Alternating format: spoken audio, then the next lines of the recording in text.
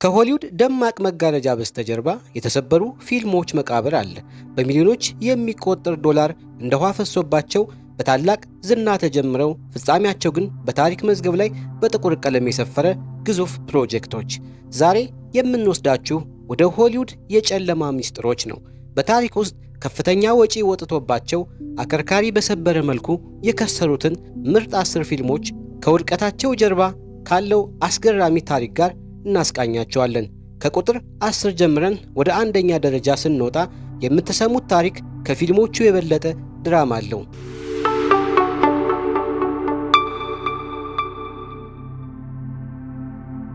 ሰላም ለእናንተ ይሁን። ወደ አስደንጋጩ ዝርዝራችን ከመግባታችን በፊት አንድ ፊልም ከሳሪ የሚያደርገውን የሆሊውድ ወርቃማ ሕግ በግልጽ እንረዳ። አንድ ፊልም ከሳሪ ነው የሚባለው ከሚያስገባው ገንዘብ ይልቅ ያወጣው ወጪ ሲበልጥ ነው። ወጪ ስንል ሁለት ነገሮችን ማሰብ አለብን፤ የምርት በጀትና የማስታወቂያ በጀት። ከዚያ ደግሞ ፊልሙ ካስገባው አጠቃላይ ገንዘብ ውስጥ የሲኒማ ቤቶች እስከ 50% ድርሻ ይወስዳሉ። ይህንን ከያዝን ጉዞአችንን ወደ ሆሊውድ ውድቀቶች መዝገብ እንጀምር። በ10ኛ ደረጃ ላይ የምናገኘው በቅርቡ የወጣውን ዘ ማርቨልስ የተሰኘውን ፊልም ነው። የፊልሙ የምርት በጀት ብቻ $270 ሚሊዮን ነበር። በዚህ ላይ $150 ሚሊዮን አካባቢ ለማስታወቂያ ሲጨመርበት የስቱዲዮው ጠቅላላ ወጪ $420 ሚሊዮን ደርሶ ነበር። ፊልሙ በዓለም ዙሪያ ያስገባው $206 ሚሊዮን ብቻ ሲሆን ከዚህ ውስጥ ለስቱዲዮ የደረሰው $103 ሚሊዮን አካባቢ ብቻ ነው። ይህም ማለት ከ317 ሚሊዮን በላይ የሆነ አስደንጋጭ ኪሳራን አስመዝግቧል። የዚህ ውድቀት ዋነኛ ምክንያት የልዕለ ጀግኖች ፊልም ድካም በመባል የሚታወቀው የተመልካች መሰላቸት ሰለባ መሆኑ ነው። በ9ኛ ደረጃ ላይ ያለው ኪንግ አርተር ነው። ስቱዲዮው $175 ሚሊዮን የምርት በጀት ላይ $100 ሚሊዮን የማስታወቂያ ወጪ ጨምሮበት ጠቅላላ ወጪው $275 ሚሊዮን ደርሶ ነበር። ፊልሙ ያስገባው $148 ሚሊዮን ብቻ ሲሆን ከዚህ ውስጥ ለስቱዲዮ የደረሰው $74 ሚሊዮን ብቻ ነበር። ይህ ከ200 ሚሊዮን በላይ ኪሳራ አስከትሏል። ይህ የሆነበት ምክንያት ፊልሙ ራሱን የቻለ ታሪክ ከመተረክ ይልቅ ለቀጣይ ፊልሞች ማስታወቂያ መስሎ በመታየቱ ተመልካችን ማርካት ባለመቻሉ ነው። በ8ኛ ደረጃ ላይ የምናገኘው ሞርታል ኢንጂንስ የተባለውን ፊልም ነው። ከ150 ሚሊዮን በላይ በጀት ላይ $100 ሚሊዮን የማስታወቂያ ወጪ ሲጨመርበት ጠቅላላ ወጪው $250 ሚሊዮን ደርሶ ነበር። ፊልሙ ያስገባው $83 ሚሊዮን ብቻ ሲሆን ለስቱዲዮ የደረሰው $41.5 ሚሊዮን ብቻ ነው። ስለዚህ የተመዘገበው ኪሳራ ከ208 ሚሊዮን በላይ ነው። ምንም እንኳን ፊልሙ በምስል እጅግ በጣም ድንቅ ቢሆንም ታሪኩና ገጸ ባህሪያቱ ግን ስሜት የማይሰጡና ባዶ በመሆናቸው ሊሳካ አልቻለም። በ7ኛ ደረጃ ላይ የተቀመጠው ዘ 13 ዋሪየር የሚለው ሲሆን በምርት ወቅት በተፈጠሩ ችግሮች ምክንያት በጀቱ ከ85 ሚሊዮን ወደ $160 ሚሊዮን አድጎ ነበር። ከማስታወቂያ ጋር ጠቅላላ ወጪው $200 ሚሊዮን አልፏል። ያስገባው $61 ሚሊዮን ብቻ ሲሆን ይህም በወቅቱ የዋጋ ግሽበት ሲሰላ ከ227 ሚሊዮን በላይ ኪሳራን አስከትሏል። ይህ ፊልም የምርት ገሃነም ፍቱን ምሳሌ ነው። ምክንያቱም በስቱዲዮ ጣልቃ ገብነትና በፈጠራ ልዩነቶች ሙሉ በሙሉ ተበላሽቷል። በ6ኛ ደረጃ ላይ ያለው ሲምባድ የሰባቱ ባህሮች አፈ ታሪክ ነው። $60 ሚሊዮን የምርት በጀት ላይ $65 ሚሊዮን የማስታወቂያ ወጪ ሲጨመርበት ጠቅላላው ወጪው $125 ሚሊዮን ነበር። ያስገባው $80.8 ሚሊዮን ብቻ ሲሆን ለስቱዲዮ የደረሰው $40 ሚሊዮን አካባቢ ነበር። ይህም ከ85 ሚሊዮን በላይ ኪሳራን አስከትሏል።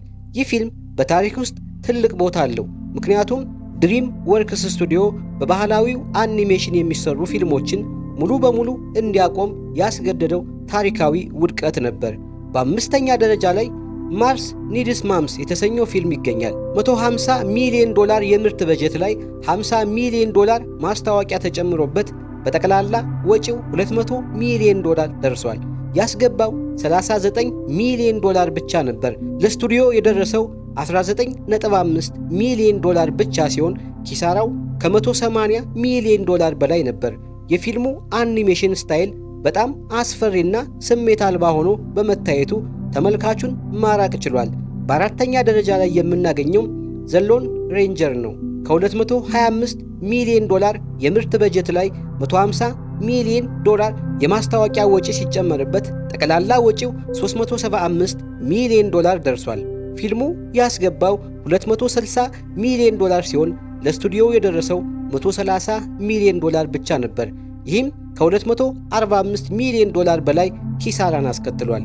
ይህ የሆነበት ምክንያት ተመልካቾች ጆኒ ዲፕ ተመሳሳይ ገጸ ባህሪ ሲሰራ መሰላቸታቸውን በማሳየታቸው ነው። በሦስተኛ ደረጃ የተቀመጠው 47 ሮኒን ነው። በጀቱ ከቁጥጥር ውጭ በመውጣቱ 225 ሚሊዮን ዶላር ደርሶ ነበር። ከማስታወቂያ ጋር ጠቅላላ ወጪው ከ300 ሚሊዮን ዶላር በላይ ሲሆን ያስገባው 151 ሚሊዮን ዶላር ብቻ ነበር። ኪሳራው ከ225 ሚሊዮን ዶላር በላይ ነበር።